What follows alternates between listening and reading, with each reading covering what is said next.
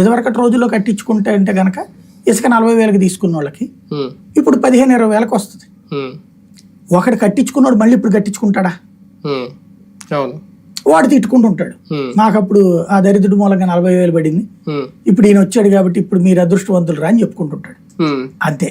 వాస్తవానికి deputy CM అనే పోస్ట్కే గత కొన్ని ఏళ్ళగా వాల్యూ లేకుండా పోయింది. ఇంతకుముందు 5 ఉండడం మొన్న, అంతకుముందు 2 అసలు డిప్యూటీ సీఎంలు ఎవరో ఏంటనేది కూడా ఎవరికి తెలియని పరిస్థితి. అలాంటి పోస్ట్ పవన్ కళ్యాణ్ గారికి ఇచ్చి దాని వాల్యూ పెంచారు, ఆయనకు కూడా అధికారాలు ఇచ్చారు, ఆయన కూడా డిప్యూటీ సీఎంగా ఆయన పాలనలో దుమ్ము రేపుతున్న పరిస్థితి.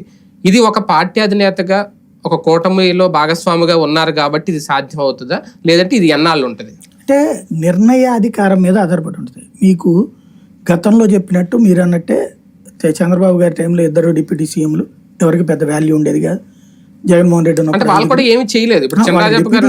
తెలియదు. అదే అదే అంటే పేరుకి ముందు అది కూడా ఒకటి అదేది లెటర్ ప్యాడ్ లో ఇచ్చారు, లేకపోతే విజిటింగ్ కార్డ్ లో ఇచ్చారు, అంతే. కానీ వాళ్ళకి కూడా తెలియదు. ప్రోటోకాల్స్ అయితే ఉంటాయి. అదే ఏముంటది, ఇంకో వెహికల్ ఎక్స్ట్రా ఉంటుంది, ఏమవుతుంది దాంట్లో ఎయిర్పోర్ట్ లో ప్రోటోకాల్ ఉంటుంది. అది మామూలు మంత్రికి అయినా ఉంటది, డిప్యూటీ సీఎం అంత ఏముండదు, స్పెషల్ ఏముండదు, మామూలు మంత్రికి ఉన్నట్టే ఉంటది. సీఎం కి డైరెక్ట్ గా అక్కడికి వెళ్ళొచ్చు, ఏది ఫ్లైట్ దగ్గరికి వెహికల్ వెళ్ళొచ్చు. డిప్యూటీ సీఎం కి ఉండదు, అది ఆ ఛాయిస్ ఏమి ఉండదు. కాబట్టి మిగతా మంత్రులతో ఉన్నట్టే ఉంటది. కాకపోతే ఆ డిప్యూటీ